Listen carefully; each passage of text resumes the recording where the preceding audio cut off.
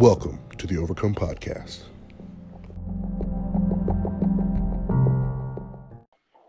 This is your host, Rob Hall, and Coach Dubs or whatever.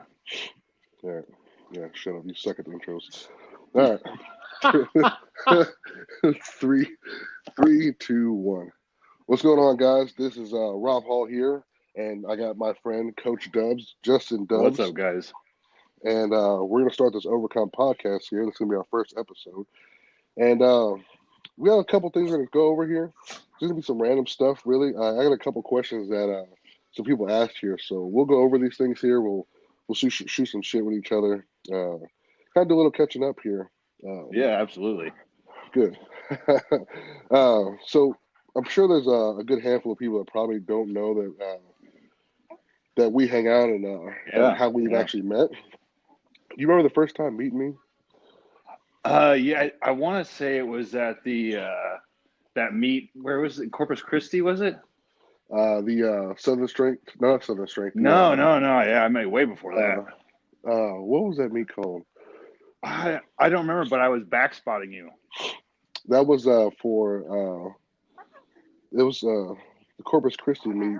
It was supposed to be me versus J Mike and Dennis Cornelius. Yes, yeah, but neither one of them showed up. That's correct. Yes. That was, man, yeah, because that was like, I think that was like 2016. Yeah, I want to say it was 2016 or 2017. Early 2017. February 2017. Yeah, because I remember we were both. You had just gotten with Josh Bryant also, I think, right before this. Yeah, right. Early 2016. Yep. Yes, and I had done the same thing. So I remember because that was the first time I had met you, and we were both in the parking lot, and I gave you the head nod, and you gave me the head nod. That's right. And that's how it all got established. That's right. No, I actually met you, like I guess subconsciously beforehand, at the LA Fit Expo because I met Travel Dubs first. Oh man! Oh shit! I forgot about that, dude. Oh yes, man! Right. Travel Dubs. Travel Dubs. That's right. Yeah. I remember they brought you up, and I was like, "Who the fuck is that?" It's this cardboard cutout picture of Dubs. Yeah. And I was dying laughing at that thing. I had no idea about any of that very much. I had just met Jeff not too long ago before that at Worlds in Vegas. That was our first meet we did together. That I ended up beating him at. Don't tell him that. Yeah, sorry, that's Jeff. Sorry, baby Huey. Yeah, that was crazy. That was a long time ago. I forgot about that. There was actually a Instagram page of the Travel Dubs that Jessica Belt and Baby Huey and them started, and then there was actually a website for Travel Dubs that Strickland set up. Oh, so man, I think if you go on Instagram and you search Travel Dubs, it's still an Instagram page. It's still up there. That's funny. That's crazy. Yeah. So if somebody has that, get that and go look it up and tag us in that. At Travel Dubs. Travel Dubs. Okay, yeah. The Corpus meet was Corpus Christi Open. It was a basic name. I just checked it out. That was the first time I broke my USPA American record total that meet. Yeah, because what did you end up? You had like an 800 some pound squat. That was in sleeves, so I did 782, 589, 837. 2210 was the total. 2210. Oh wow!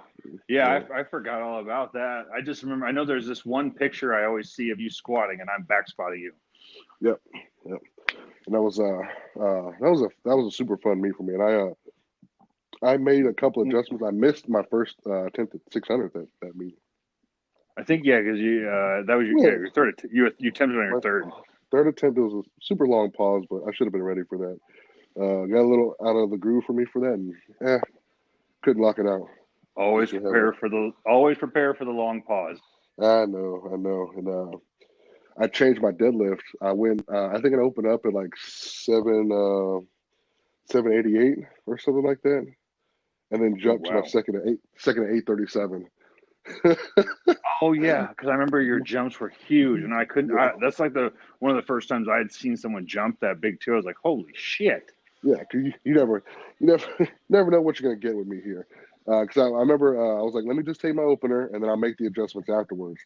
And I had like a little booklet that I keep for all my attempts that I was keeping at that time of what to take for jumps.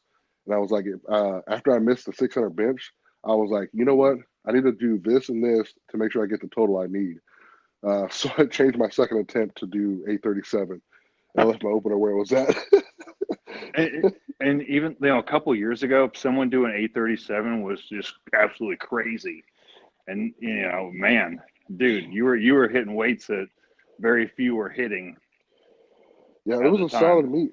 It was a solid meet. I was on a roll at the time, and things went pretty south. Going off the end of that 2017 into 2018. Yeah, fuck. Yeah, dude, I remember. Yeah, and when was the Southern Straight Showcase? Was in the fall of 2017, right? Or 18? November 2017. November 2017. Yeah. Because that's your decline was starting then. Yeah, because a lot of personal things that happened too. And what's the thing you always say about that meet about me that I look like? You look like shit. You look like you're gonna die. I remember when you were fucking late. You were late to the meet, and then the whole meet you just looked awful, very peaked, sick, and I couldn't even believe you were going through it. And then at one point I thought you like ruptured your shoulder, your bicep on your deadlift. Yeah, that was it was a pretty intense day. Yeah. I still rearranged shit so I could make sure I PR'd my total at the end. Yeah. I went for that big jump on deadlift. And that third one, I was like, you know what? I'm just going to go for fucking broke at this one. You absolutely did. I went from 810 to like 845 or 49 or something like that. Yeah, it was a big jump. Fuck it. I'll fucking just take it anyway. I was in the zone at that time. I was like, fuck it. Who cares? Right? Who cares? I'll just go for it and see what happens. Yeah, fuck. Jeez, dude, I couldn't even believe it because you had thrown up. I think at one point I had already or had multiple times. Well, I had already threw up. I threw up all night starting at 2 a.m. Yeah. And then I got to the meet, and after squats, I puked all my guts out. I puked everything out at that point. For bench press, and I had to change my opener because I think I hit 495 for my last warm up, and it felt like a house. It literally felt like a ton of bricks. I've never felt it that heavy before in my life. And I looked at Josh and was like, "Bro, this moved too slow. I need to change this." So I changed my opener to 495 just to make sure I got in there, which was very smart. Yeah, and then I did a nice little jump up to 573 was my third, and it was a pretty big fight on that one too. So I finished it off, and I was like, "All right, cool, that's enough." It was spent. It was so exhausted. Did you scratch your third deadlift? I think. Did you? No, I went for it. I went for the third deadlift. You what? I went for the third deadlift. Yeah. That's right. Yeah, I just jumped way too much for it. Yeah. Yeah, maybe just a little bit, but live and learn. Live and learn tiny bit. But I always go for gusto. I always like to try to get around my PR range around the second deadlift. Yeah. And then, I'll throw all the mustard I got into the third deadlift, whether I get it or not. Yep. That's just how I am, man. That's how it goes. Hit your goal on the second and have fun on the third. Yep. Usually I'm always conservative with my squats too. So for the most part, I play it safe on the squats a little bit, save a little in the tank. Bench is more kind of a go for a gusto. A little bit extra, but still a little conservative. And then deadlifts is all just let it all out for me. So enough about me here. A little bit more about you, Dubs. Coaching wise, because you handle a ton of clients as it is. What's one thing that people out there don't know about you besides your coaching? Man, besides my coaching, well, I absolutely love music. Music's probably one of my ultimate passions, and it's something I was involved in most of my life, even for fitness. was actually not really I wasn't really a jock or a meathead or anything in high school. I was total like punk rock kid. So definitely completely on two different ends of the spectrum. But yeah, that would definitely be something people would not know about me. Yeah. And didn't you tell me you were in a band? Right? Yeah, I played in the band for a few years. We Yeah. did do a small little tour throughout like the Midwest, couple of states, and had some fun as a young kid doing it. And then I don't know, in our separate got into our early 20s, and then that's when life kind of went south for me there for a little bit. So yeah. Yeah, man. These things happen. It's weird how people start in different spectrums of things and end up in the same spot. Like we both were probably far off between that because I wasn't into music heavily like that. I was into trying to be a football player, and Yeah. I was trying to be that jock, I guess. It just Yeah. wasn't my thing. Just didn't. I didn't have the grades for it. Yeah. I liked playing. I was pretty good at it, but couldn't keep my grades up. So had to make some changes. Yeah. Which is going to segue into one of the first questions I got was from one of my clients. Actually, is respecting the coach and client relationship. Oh man.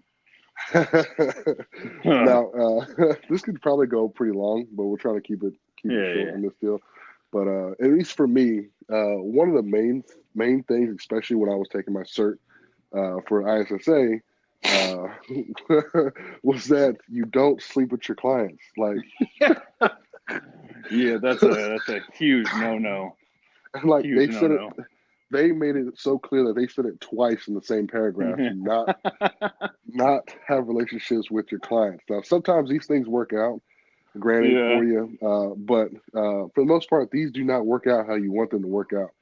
So, as a coach, stop trying to use your coaching to sleep with your clients. Yes, or just sleep with anybody for that matter. That's a major no. It just brings a bad it just brings a bad vibe to everything. And when you're trying to, you got to maintain that professionalism when you're working with people, and especially females. And it's everywhere today. You hear it a lot of male coaches, in some way being inappropriate towards their female clients and stuff like that. You got to be very careful of what you say and how you say it. I mean, you could be, even if you're just being super friendly with them and just whatever, you could say something that could be taken the wrong way. It can happen all the time. So, I mean, definitely don't want to sleep with them. That definitely complicates a lot of things. Yeah, that's definitely a big one. Another big one is treating your coach like an item. Like he's just your begging call. Like they're supposed to be slave to you because you do programming for them. Like, granted, if you treat it as a job, like you got to be respectful of business hours. That's one big. I try to be as accommodating as possible for the clients to have in different time zones, right? Yes, and stuff. But I have a family that I want to see my kid and play with him too when I get off of work. I don't want to sit here and be on my phone all day long answering questions. So most of the time, people normally get their training done early in the morning, afternoon, and not super late at night. And granted, I can take your questions for it, but don't expect a certain response time from me, especially when it's like when you know that people are at home and supposed to be having their downtime. Yeah. Like, granted, 24 hours a day access to you. Like, my job doesn't have access to me 24 hours a day. Like, no, and they pay me. They pay me to be there to talk to people. Yeah, and they pay you consistently, over and over, and for that time I'm being a coach. Granted, now answering questions and stuff is definitely part of it, and you want to have a coach that's going to be informative, helping you out, and be able to address certain things for you on the fly. Right. Have a somewhat quick response time, but granted, they're not your plaything to try to abuse in that manner. No, absolutely not. Things to respect. Yeah, and that's one of the biggest problems I've kind of faced throughout my career, and especially like the last 6 months of the year. I've had a lot of people treat me. They instead don't treat it like it's a business. They just treat it like you're friends or whatever, and they just, right. There's a lot of people nowadays that are very entitled, and they just think that when they want something, they want it now. I mean, you know, I've been there too. I've been impatient before, but sometimes this is on a whole other level of just people expecting something of you at just wild and times, especially when it's like, you know, 11 o'clock at night, sending you a bunch of text messages, hey, can I do this, or this, or this, and this, and then they get pissed at you because you don't answer, and it's like, well, shit, man, it's 11 o'clock at night, you know. And it's just like any other business, and there's something that coaches need to also know is that they got to establish those boundaries. That was a mistake I made, especially early on, is I didn't really establish any guidelines or policies. You know, didn't have any boundaries with people. So that's where you can make the biggest impact and changes to that, is just have a set times in place and have policies and have like a rule sheet or whatever for your clients to, this is how they check in, this is what they do on this and this times, and then you'll eliminate a lot of issues. So yeah, definitely highly agree. I definitely agree. You know, that's one of those things that are important to establish those kind of boundaries beforehand, because that makes it important to have that establishment of a client-coach relationship versus a friend-to-friend relationship. This is why, for the most part, I don't normally train most of my friends. I have a couple of friends I've trained before in person, and I have one friend now that I started powerlifting with that I train, and we're very joking. He's never had that point where like he tried to bug me over and over and over and stuff. He still has the respect for me to. Hey, he knows I'm busy. I know he's busy, kind of thing, and try to get as much contact to him as possible. And I mean, like you said, Leon, it's our job to answer those questions. That's what we do as coaches. But there definitely has to be a fine line of respect drawn, and especially when it comes to training friends. I've trained a lot of my friends. Some of them were still friends, and I'll be honest with you, some of them are not friends anymore. I've had a falling out with some people over the coaching thing. You know, it's just, especially when it comes to friends that are getting it for free, you know, X amount of paying clients that do need me, you know, for stuff. So it just, things can become difficult when you're training your friends, and especially if you don't have, like, again, some boundaries set. So any coaches out there, you definitely want to make sure that you're setting those boundaries with anybody you work with. Yep, I agree. I got another question here. It's kind of more specific towards me, but definitely would love your opinion on here too. You remember when I was doing the single ply work? With the squat suit? Yes. I think it was one of my most favorite and most efficient training cycles that I never got to really finish because I had gotten sick. Oh yeah, I forgot about that. Right. Yeah, that was so I remember I got the loose single ply suit. I think this is extremely great for overloading when you're training in reps, and I think it was very efficient because my squat technique seemed like it was accelerated at that point. This was leading into I want to say the Southern Strength Showcase right beforehand, and my squat was feeling phenomenal. I just happened to get sick, and things start falling apart for me beforehand. So I put together what I could, but up to that point, I ended up doubling 900. Yeah, I remember that. Stress. So let me tell you about this day real quick, right? So I get in there, and Mitch is there, Big Rob's there. It's pretty packed over in Big Tex, and I start warming up, and Mitch was like, "So what are you going for today?" I was like, "I'm going to do 900." He was like, "Well, shit." And I remember I can hear Mitch saying that. Exactly. I remember I started getting warmed up, and I started hitting into those 600s. I got the suit on for with no straps on, 700 with no straps on. I think I get up to 815 or something around there, whatever that thing is for adding plates with a squat bar. Damn it. 7. Should know this off the top of my head. 777. Right, 777. Yeah. And I think I took 825 for the last warm up. With the straps up, 825 for the last warm up, and it fucking flew. Right, it flew. I felt good. So we load up 900 on there, put bands around the weights because it literally could not hold anything else. Yeah, you had the bar maxed out. Bar maxed out.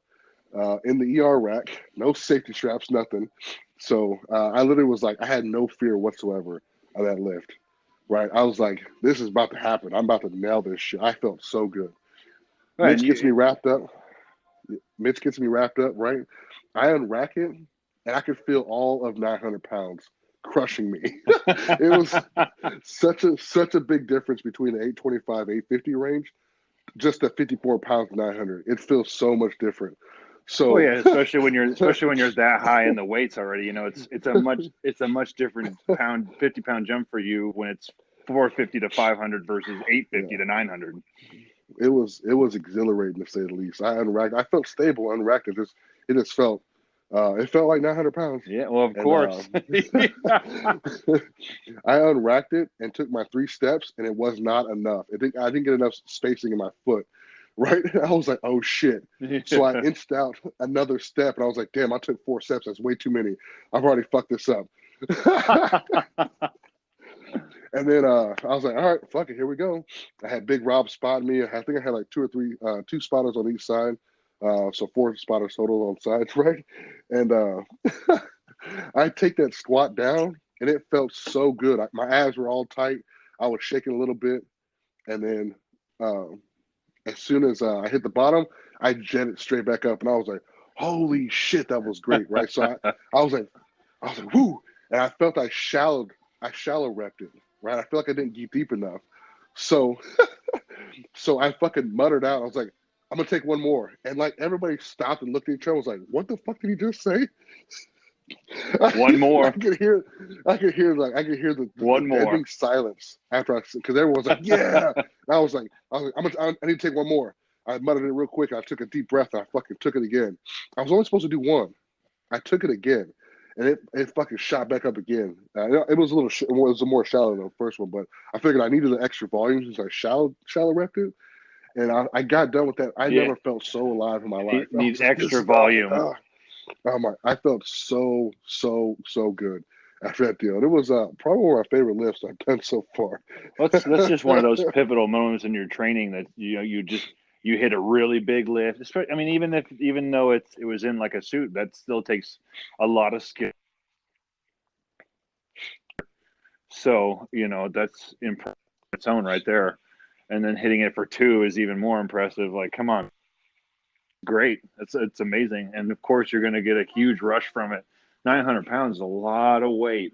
I've been dying to get back to that range again, man. And I feel like the single ply work. People give gear lifting such a hard hassle, but stuff like that I feel is like a good supplementation. I had my regular squat workouts, but I also had a supplementation of adding in single ply work, and I think that was highly effective. Just like adding in chains and bands.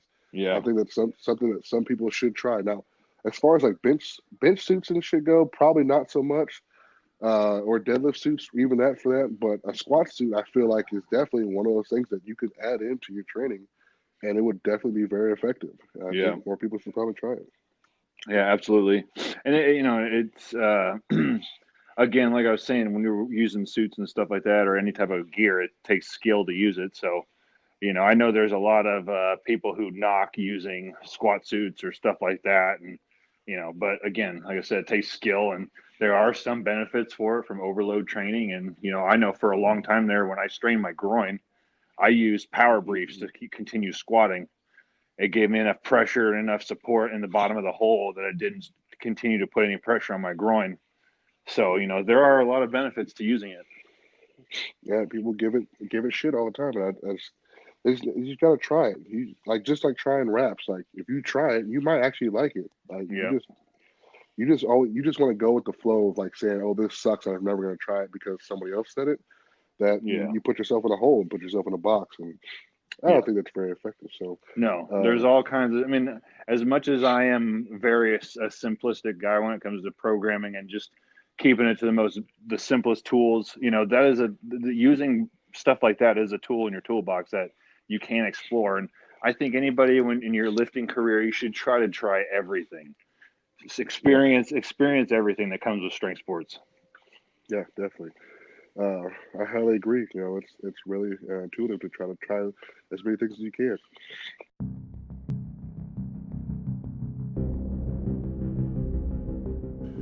Quick intermission, guys. Just want to give you some information about this app that we're using called Anchor. It's the easiest way to make a podcast. Let me explain a couple things. For one, it's free. There's also a creation tool that allows you to record and edit your podcast right from your phone and computer. Anchor will also distribute your podcast for you so you can hear it on Spotify, Apple Podcasts, and many more. You can make money from your podcast with no minimal listenership, and it's everything you need to make a podcast all in one place. Download the free Anchor app or go to anchor.fm to get started. Favorite snacks. Yeah. You knew I was going to ask you this. Favorite snacks. Let's say favorite snacks you would have for a meet. What would be your favorite snacks to bring for a meet? My favorite snacks to bring for a meet. Well, man, I actually just covered this topic in one of my episodes on my Dab It Dub series. It was I like to bring fruit. I like to keep it very simple and light. Fruit, maybe some like summer sausage or stuff like that. Jerky is really good for me, but I try to avoid the candy. I never really been a big eater during the meets, even beforehand. I don't really eat a big meal, but when it came to the snacks, it would be just fruit. Fruit's really my thing. So yeah, I know it's pretty lame. Totally boring, but now let me tell you my snacks that I brought for my. God, I can't even imagine. My second, so I didn't know, right? So I brought bagels, deli meat, cream cheese. There was cookies there. All this bread and heavy stuff, right? I brought protein shakes. I brought carb loading drinks, and it was way too much. I was so bloated. By the time I got to deadlifts, I could barely deadlift at that point.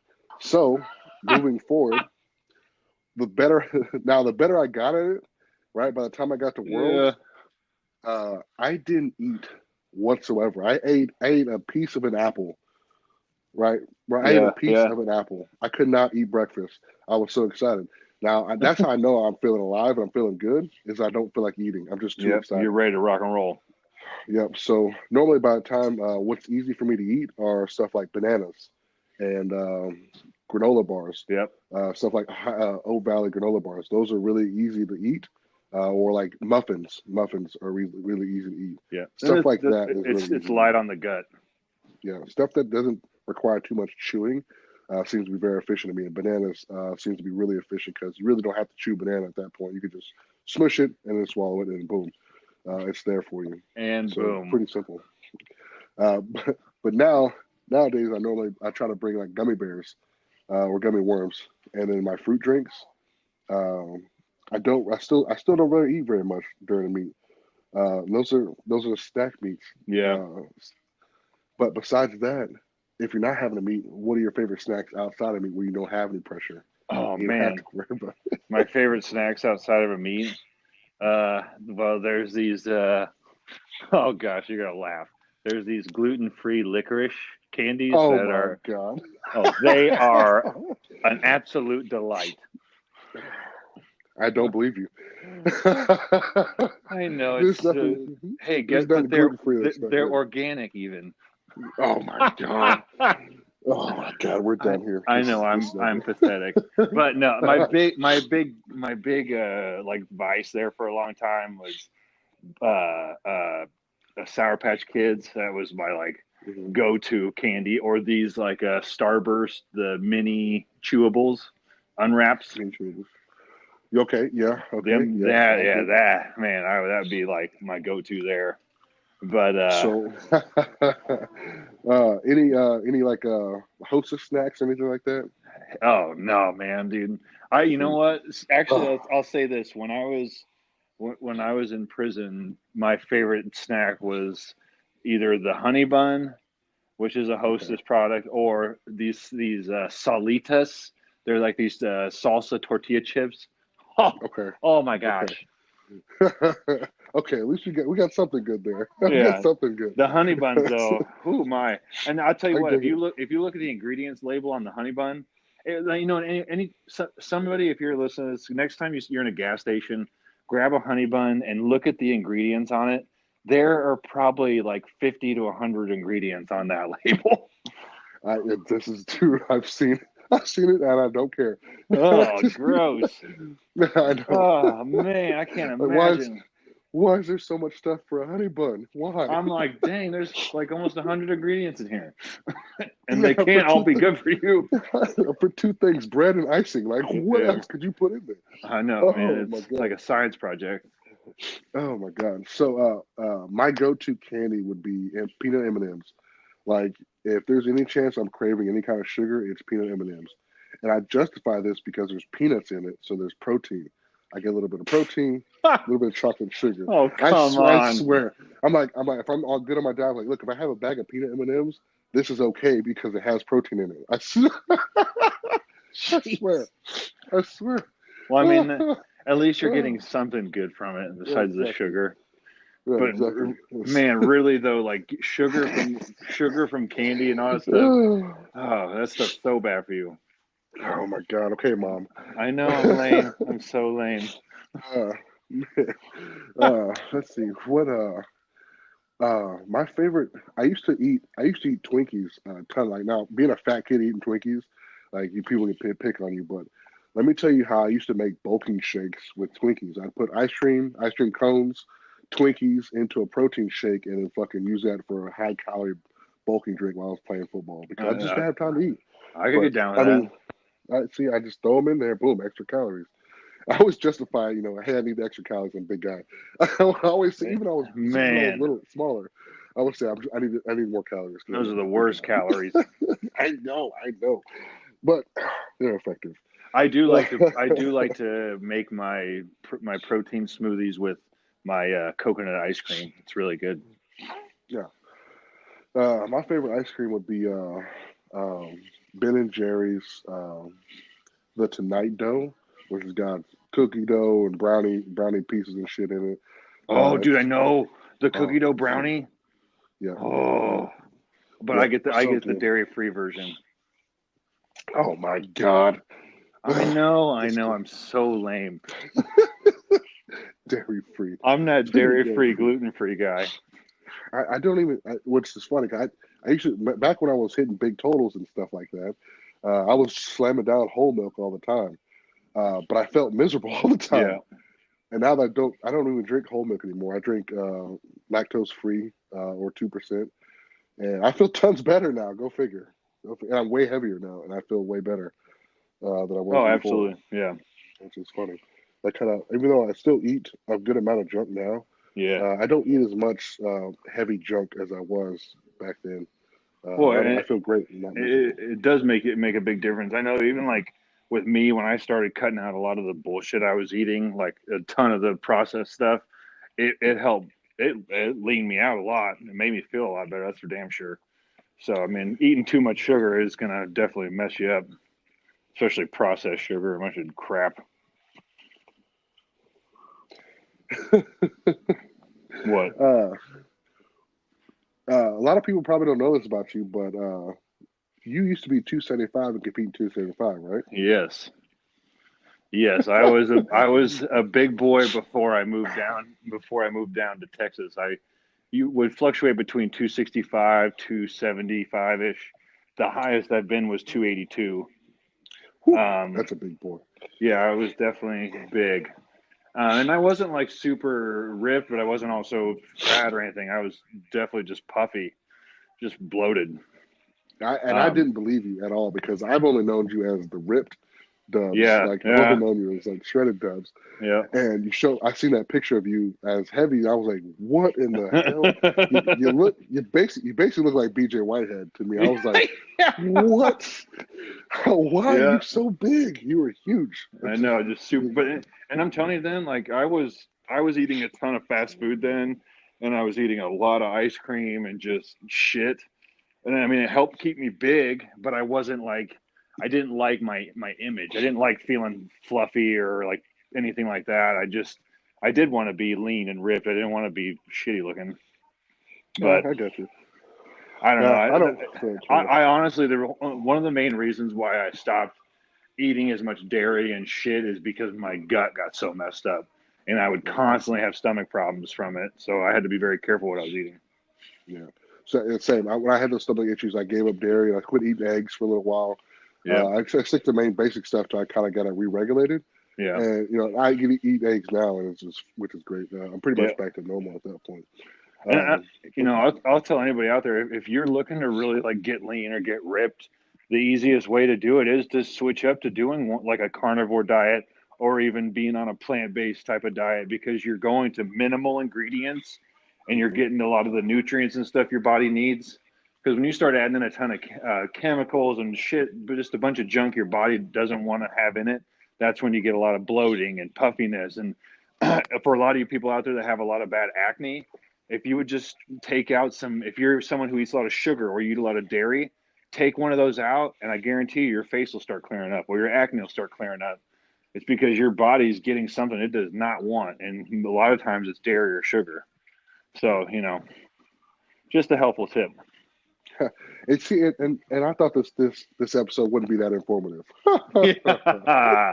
No, you give us a topic, we'll give you something.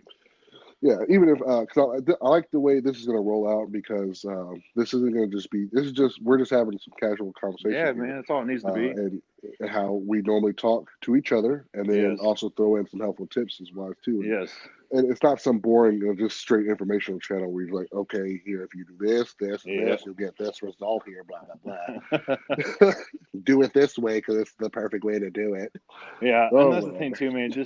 I try to keep it's best to keep things as simple as possible. And then some I was saying recently is I feel like a lot of coaches or people on social media are getting a little too over the top with some of their content that they're putting out. Like it's just so much information, and they're just getting so detailed with things. It's like some people, it's just you're losing them. People can't keep up. They're like information overload.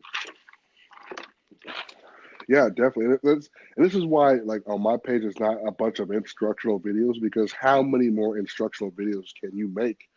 How many more do you need? Like, granted, I'll put out some stuff here and there that I see as helpful that I don't normally see out. Like my Bradford presses, I put those. I've been posting those up every week or so, and those are a good, helpful all-season shoulder builder, especially when you have heavy bench presses in your program already. Yeah, I feel like Bradford press is a really unique movement that's very effective. Yeah. And the way to make it more effective is you have to rotate your shoulders forward and backwards when you're going to your face and to behind your head, versus keeping them stationary in one spot and just bringing the bar to the face and to the back.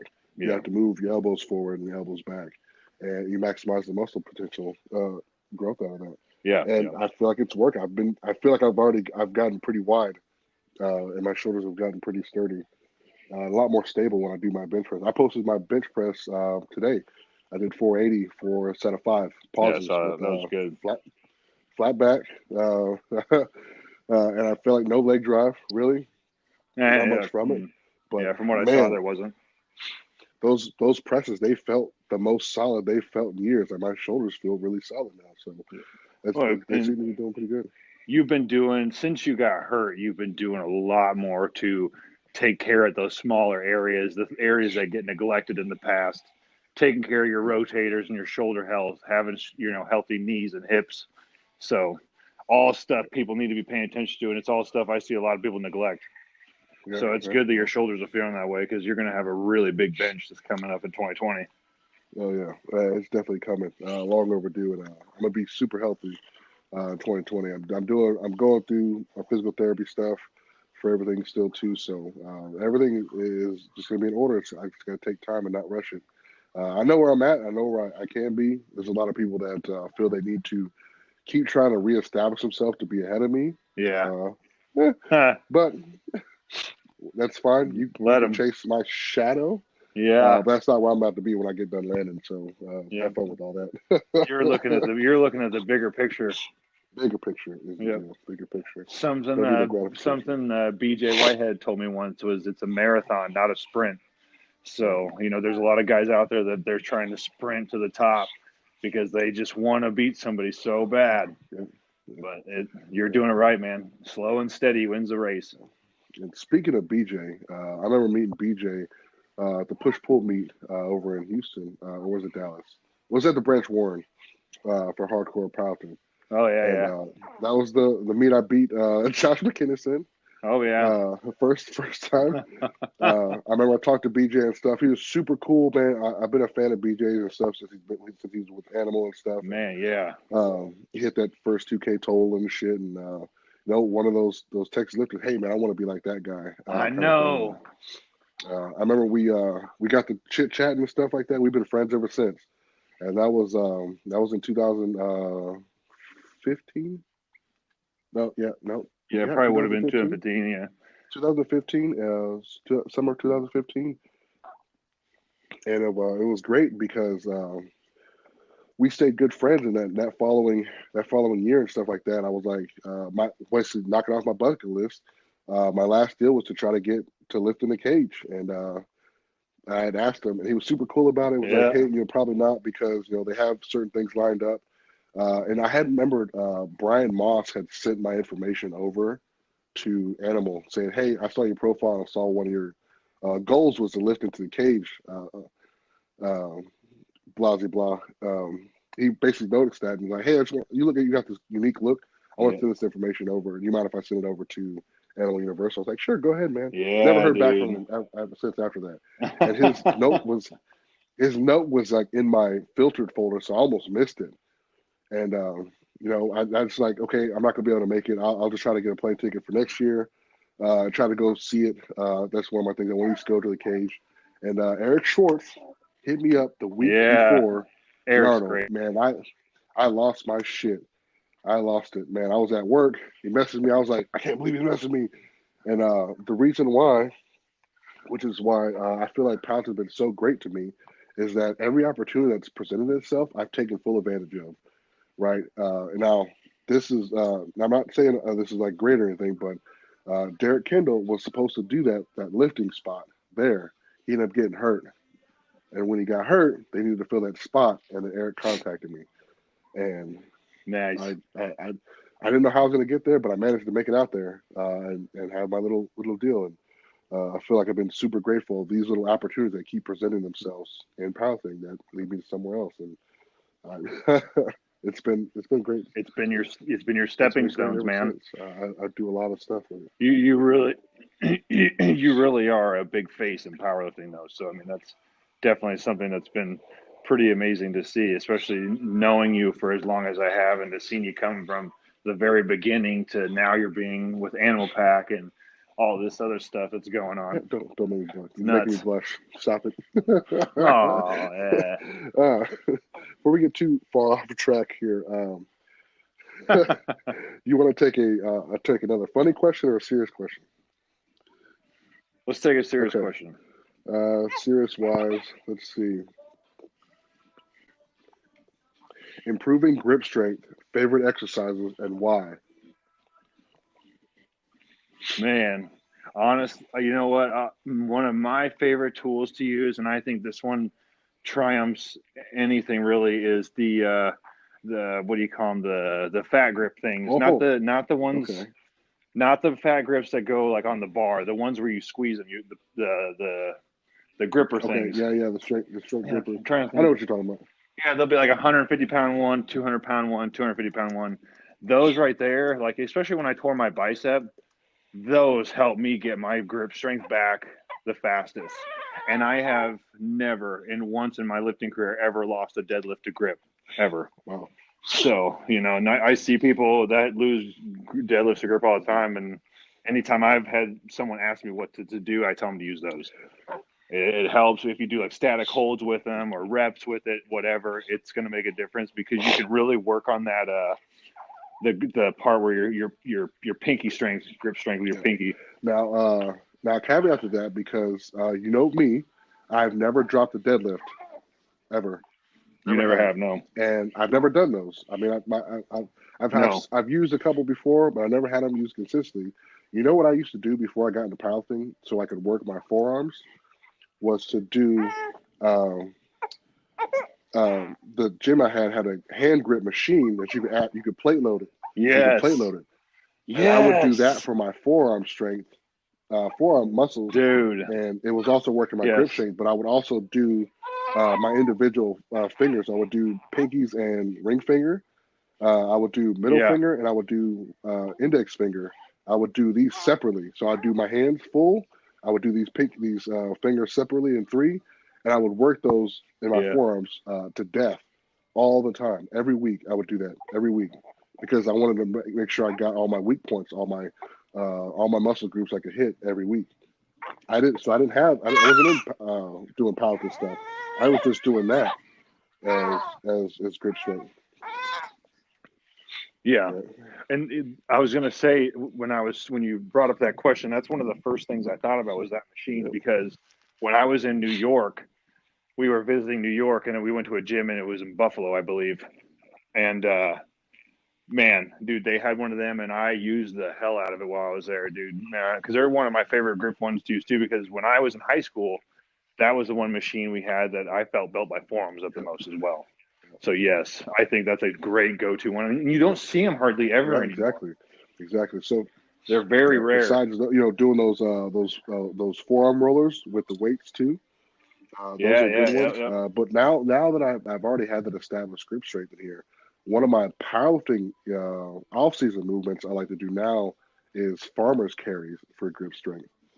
And I got pretty good at doing farmer's carries. There's a means to an end with doing those, but traveling around forward with 700 pounds plus is definitely going to improve your grip strength. And I felt like that was a big deal for me too. Also, when I was hitting the 837 and 840 deadlift, was doing heavy farmer's carries and sled drags and backward sled drags, with those back to back. So that was another good one for grip strength, I feel. Yeah, absolutely. I mean, there's plenty of tools out there that will help build your grip strength up, but for me, I like to keep it to the simplest of tools. So, either doing the wrist rollers, like you said, or those fat grippers, and then that machine if you ever have one. And that's why I like doing the farmer's carries too, because that's a good implementation for your off-season program. Yes. So I wasn't doing deadlifts. I wasn't doing deadlifts anymore. I would do farmer's carries and stuff, and that's the supplementation I would do for that. So that's a good one to have in. Yeah, when you're doing any type of static hold like that, that's definitely a big one. Or even just hanging from a pull-up bar, that'll help your grip strength too. I remember I used to do pull-ups using a towel in college. My grip strength was always crazy because being a defensive end and defensive lineman, you had to use your hands a lot. So doing pull-ups with a towel, that's also a good one as well. Yeah. That's we'll take one more. We'll do one more question because we're already wrapping up about 50 minutes in here. Should we do the ego lifting or the how to target bench weak points? I want to address this one question in here, and you know what I'm going to say because this is a fun one for me is when Brandon Allen gets healthy. Oh God! So before we answer that last question here, someone asked when Brandon Allen gets healthy, would I want to do a head-to-head with him? And that answer is a complete yes. Like hell the fuck yes.